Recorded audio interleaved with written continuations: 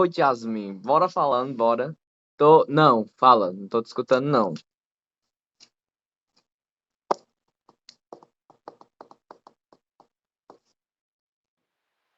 É bom, né? Quando tá, dá pra escutar, não.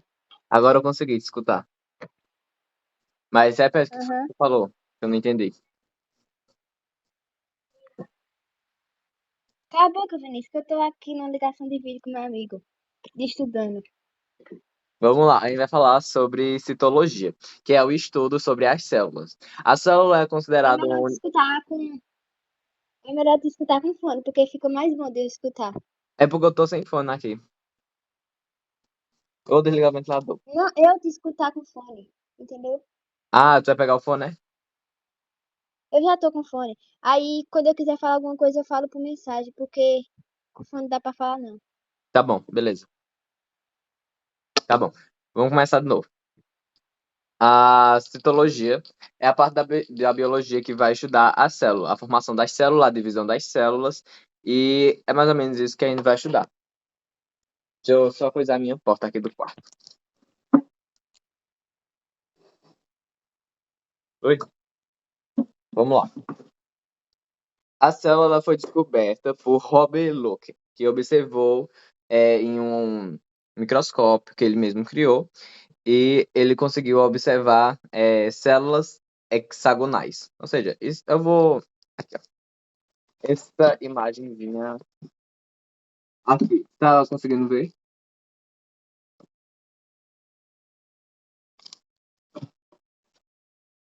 É mais ou menos. Não tem aqueles. É um hexágono. É um hexágono. E ele conseguiu ver, e a partir daí ele começou a chamar de células. Enfim, as células elas são divididas principalmente em duas, que são as procariontes e as eucariontes. As procariontes são células menos organizadas e elas não possuem o núcleo organizado. E os cromossomos, o material hereditário, ficam dispersos no citoplasma. Já as eucariontes, elas são organizadas e possuem um núcleo. E possuem um núcleo organizado. Os cromossomos ficam dentro do núcleo, envolvidos por uma membrana e ocorrem em todos os outros seres vivos. Enfim. Ou seja, a procarionte é uma célula mais antiga também, é um dos primeiros tipos de célula animal.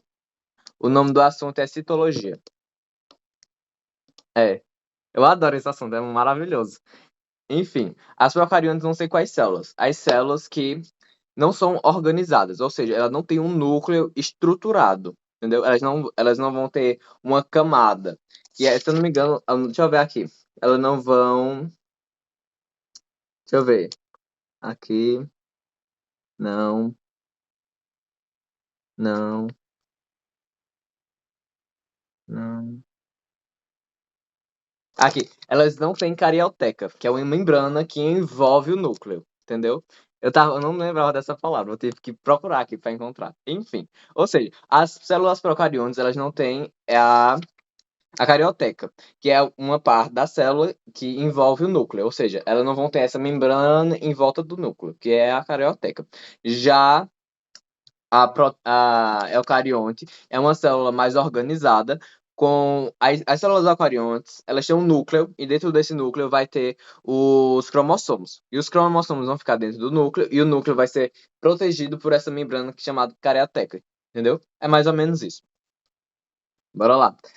É, dentro da célula em si, a gente tem várias divisões.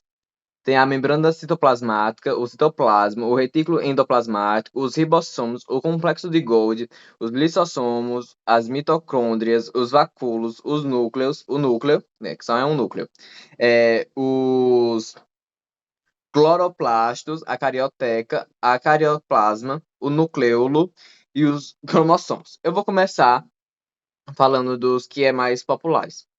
O cromossomo. São estruturas responsáveis pela transmissão das características hereditárias, contém os genes e unidade que peraí, contém genes que são unidades da molécula do DNA que ficam codificadas as características transmitidas para filhos. Ok. O que são os cromossomos? Os cromossomos são uma partezinha do DNA que ficam na célula, que são responsáveis. Tipo, é um código. Imagina um código. Esse código seria os cromossomos, seria o DNA. E tem esses códigos. Peraí, deixa eu ver como é que eu vou falar. Imagina ter o código 1, 2, 3, 4 e 5. Os cromossomos seria tipo uma parte desse conjunto numérico. Seria tipo o 5. E esse 5 estaria dentro da célula e ele diria o que aquela célula deveria fazer. Entendeu? É o DNA da célula, tá? É o DNA. Enfim. O núcleo, deixa eu ver aqui. O núcleo, onde se situam os cromossomos. Ou seja, onde se situam os cromossomos vai ser onde vai estar o núcleo. Envolvidos pela carioteca ou membrana nuclear. Que quando não tem a carioteca, vai ter a membrana nuclear. Ou seja, eles podem estar dispersos, ou seja, o núcleo não pode não ser organizado nas procariontes, como por exemplo, mas vão ter um, como é o nome? Espera que eu me perdi. Vão ter uma membrana do núcleo. Vai ser uma membranazinha que vai segurar eles ali, sabe? Mas eles vão ficar soltos. Nossa, é uma coisa meio louca, né? Enfim, deixa eu ver.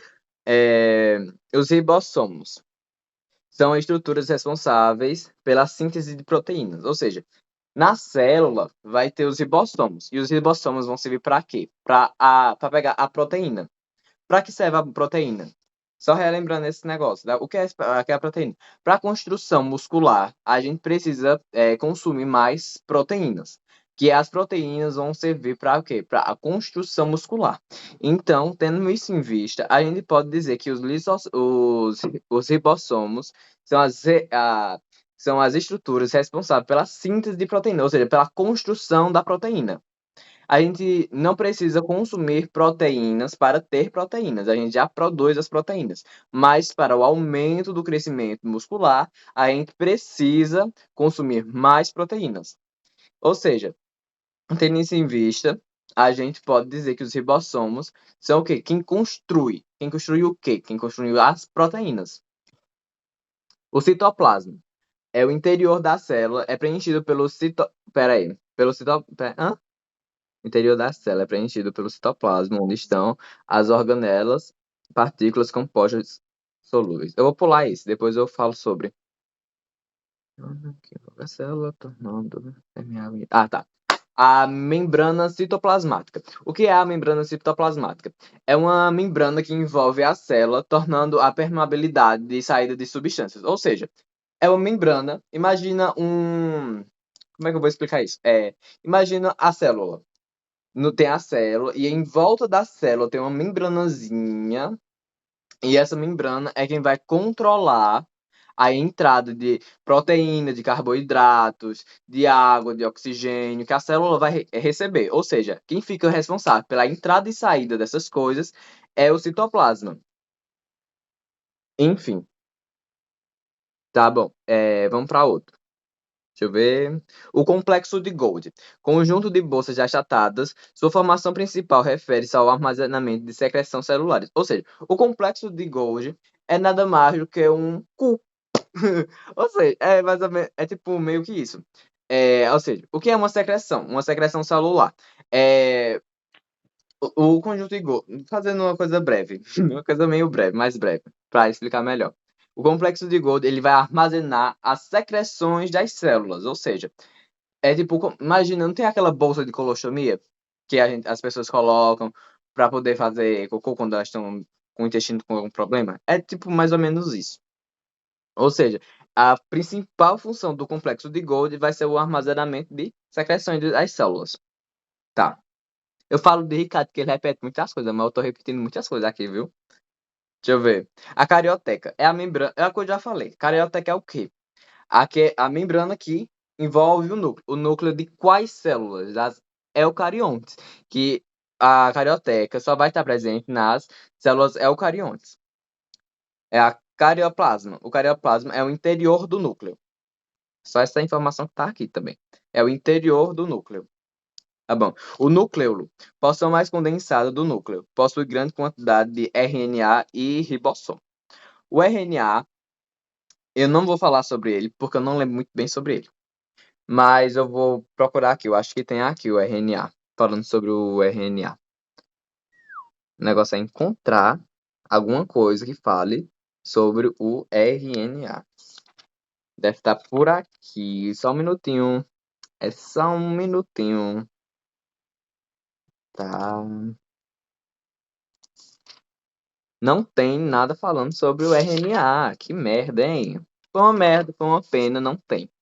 Enfim, o nucleolo vai possuir uma grande quantidade de RNA e RNA ribossômico. Deixa eu ver. Ou seja, vai ser a parte do RNA ribossômico, ele vai ser mais ou menos o RNA construtor de proteínas.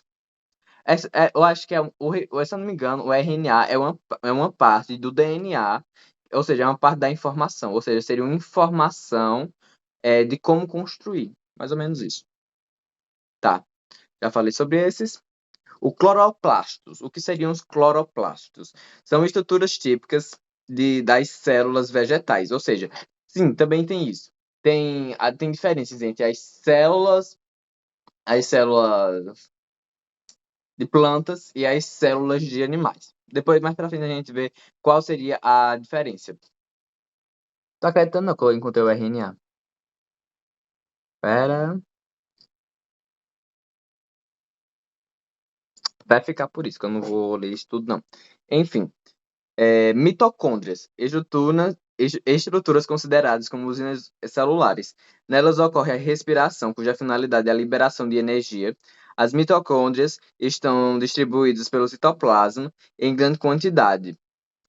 O citoplasma, eu vou falar sobre citoplasma para poder explicar as mitocôndrias. O citoplasma é o interior da célula, o interior da célula é preenchido pelo citoplasma, onde estão as organelas, partículas e compostos solúveis. Beleza, a gente já sabe disso. Ou seja, o que é o citoplasma? Vai ser onde vai estar o interior. O interior é o interior da célula, é onde se concentram as coisas. E o que são essas coisas? Uma delas vai ser o quê? A mitocôndria. E a mitocôndria, ela é.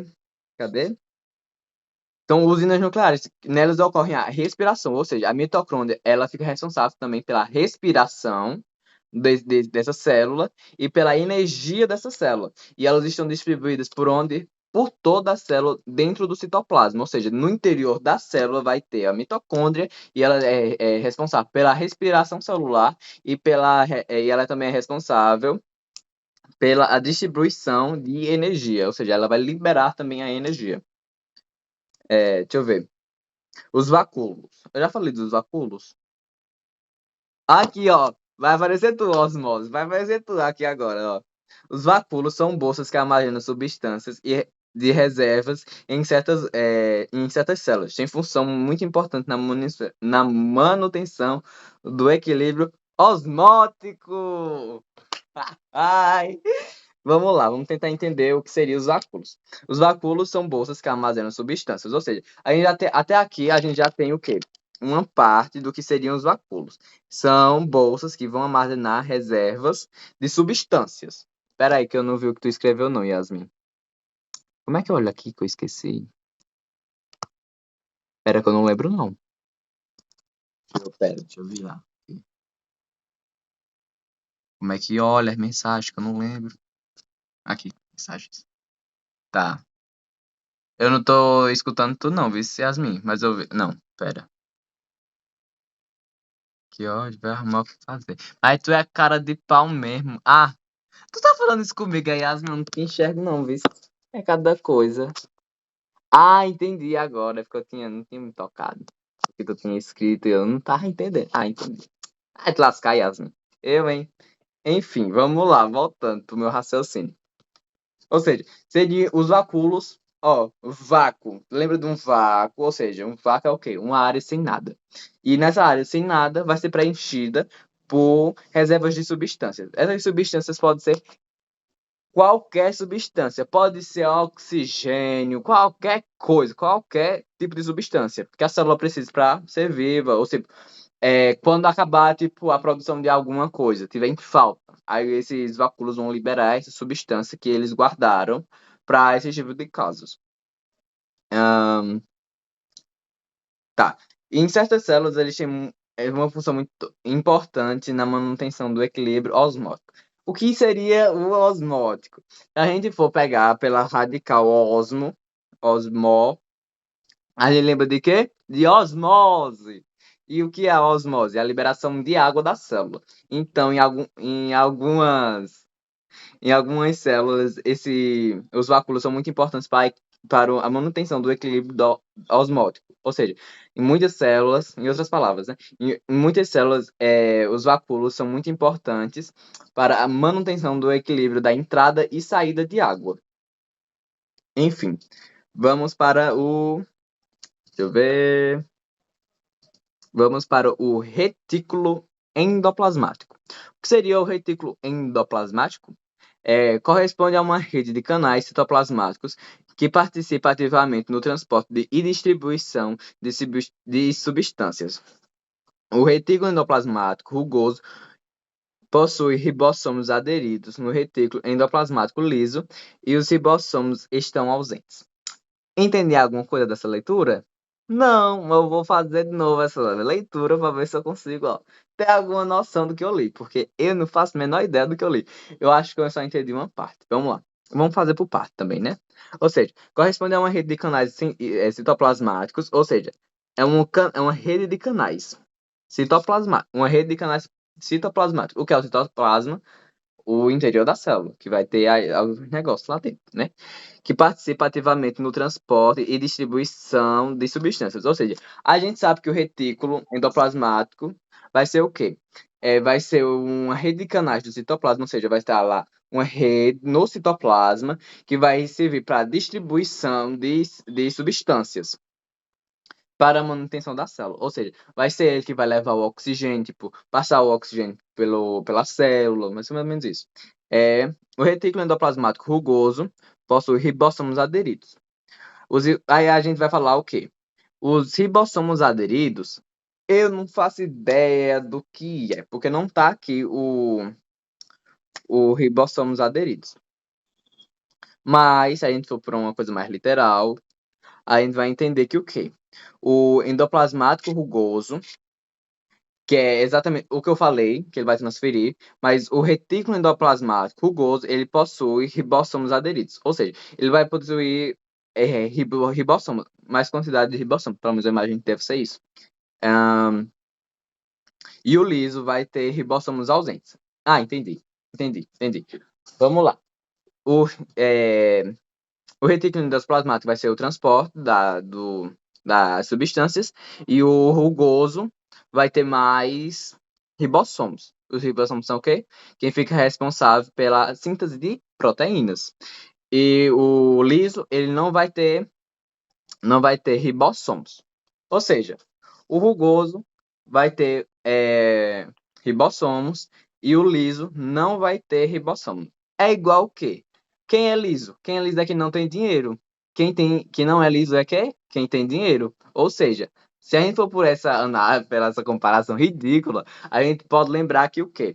Quando o ribossomo é liso, ele não tem dinheiro. Ou seja, ele não tem síntese de proteínas que são feitas pelos ribossomos. Ou seja, ele não tem ribossomos. Quando ele é liso, ele não tem ribossomos. E quando ele é rugoso, rugoso, bem muito, é que ele tem o quê? Ribossomos. Entendeu? É mais ou menos essa compreensão. Enfim, vamos para outro. Tá, eu já falei o cloroplastos.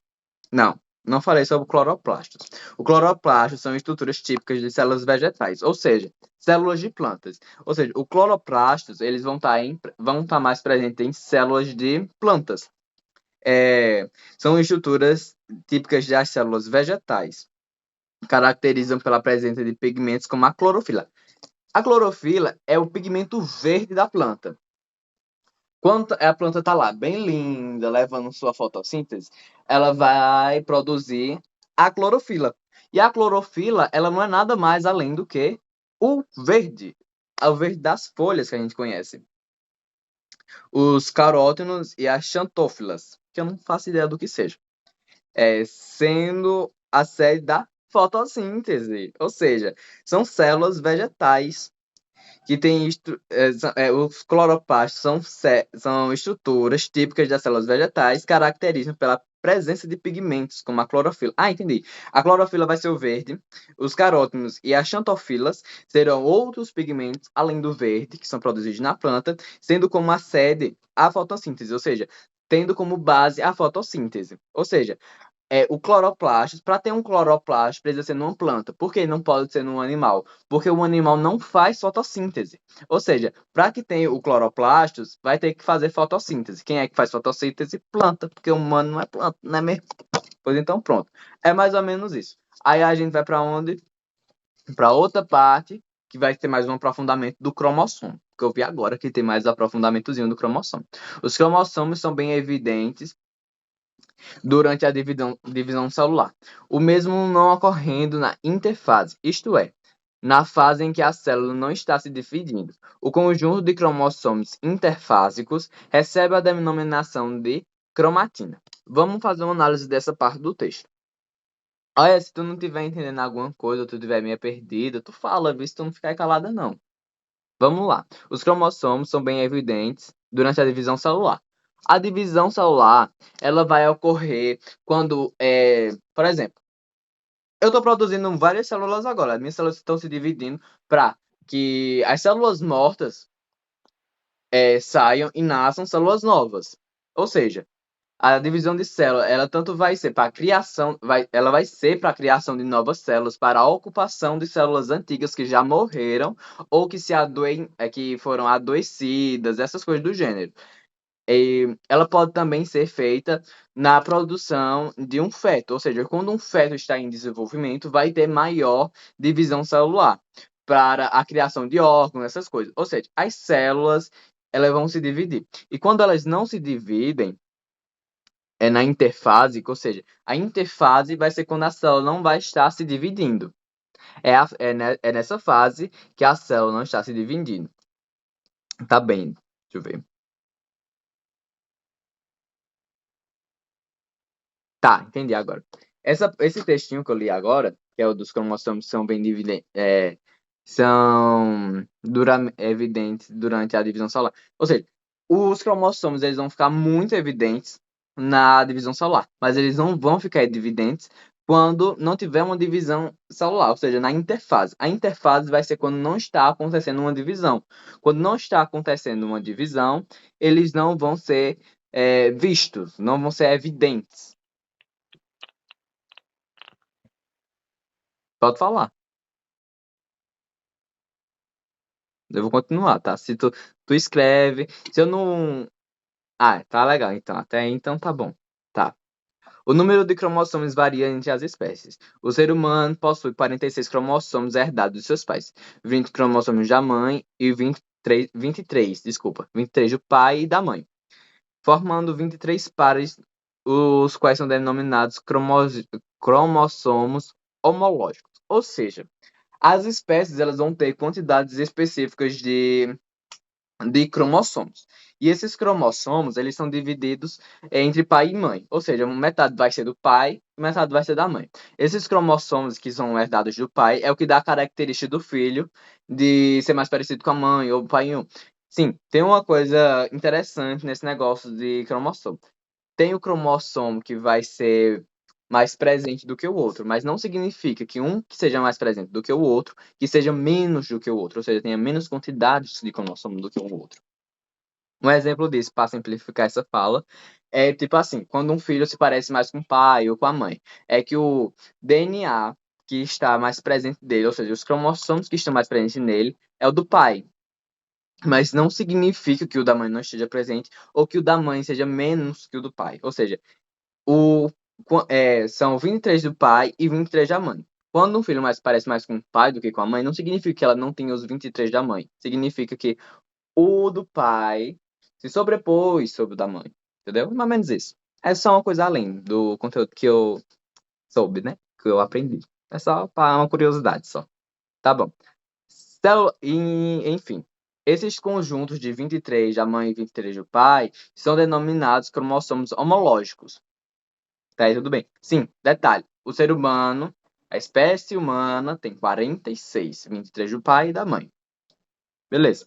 Células haploides e diploides. O que são células haploides e diploides? Nós vamos descobrir agora, legal. Vamos lá. Células diploides são aquelas que possuem cromossomos dispostos em pares.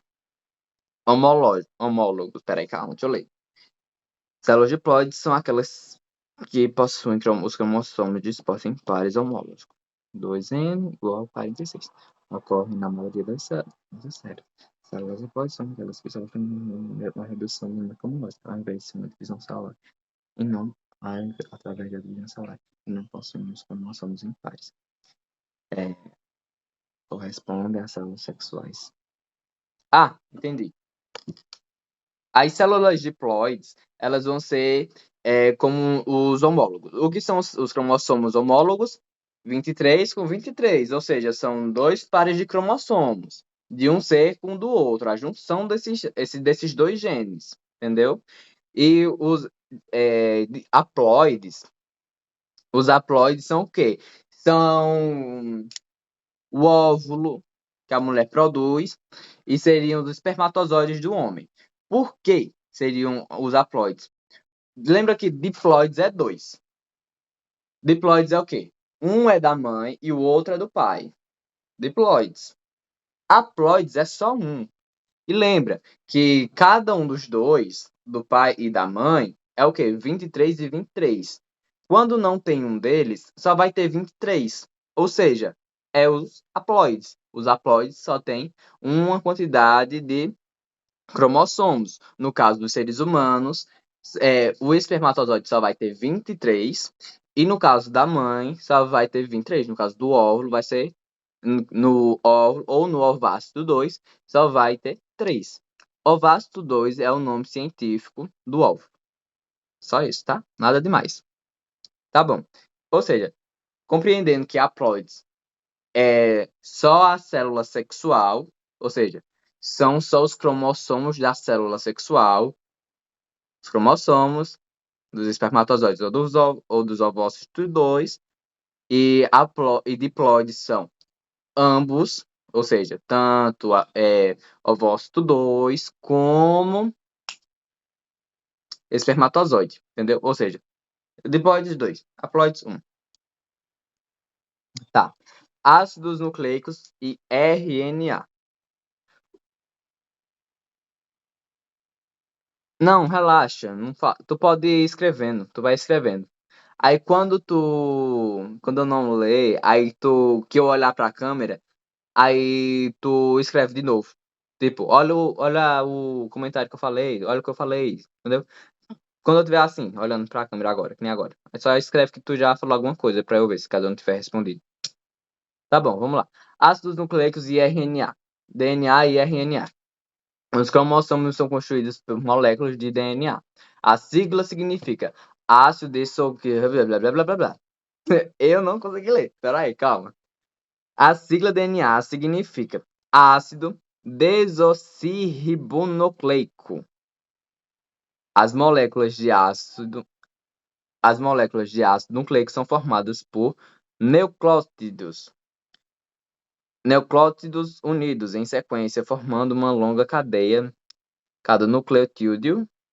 É nome difícil, viu? Eu não tenho dicção para essas coisas. É formado por uma molécula de açúcar, um ácido fosfórico e uma base nitrogenada. Peraí, calma. Tô tentando absorver isso. Tá. Ou seja, esse aqui é só falando da estrutura do DNA. Não precisa saber disso agora, não. Isso aí é o de menos. Ele tá falando que o DNA é formado por açúcar, ácido fosfórico e uma base nitrogenada. Ou seja, para fazer a química, isso aqui é química já. Isso aqui já é uma parte da química. Eu vou pegar uma folha e vou tentar explicar com a folha o que seria o que eu estou vendo aqui, para ficar melhor para tu entender. 1, 2, aqui desce, aqui e aqui. A base é de nitrogênio, enfim. Ou seja, as bases, ó, dá para tu entender isso aqui? Isso aqui é um hexágono. E a base desse hexágono tem que ser nitrogenada, que seria a parte da base da molécula, entendeu? E os outros lados seriam formados por ácido fosfórico e uma molécula de açúcar. Mais ou menos, ou seja, são duas moléculas. Uma vai ser de açúcar e a outra vai ser uma base nitrogenada com ácido fosfórico. É praticamente isso. Mas isso aí não é não, menino. Isso aí é o de menos. É só para complicar a vida de nós. Enfim, a aula vai acabar por aqui, porque eu acho que eu falei além do que eu devia. Falei um pouquinho além do que eu devia. Ou seja, na próxima aula a gente vai continuar falando sobre RNA e DNA, que eu comecei o assunto e nem percebi. Então, a gente acaba aqui e até a próxima aula. Tchau, tchau. Tchau. Tchau.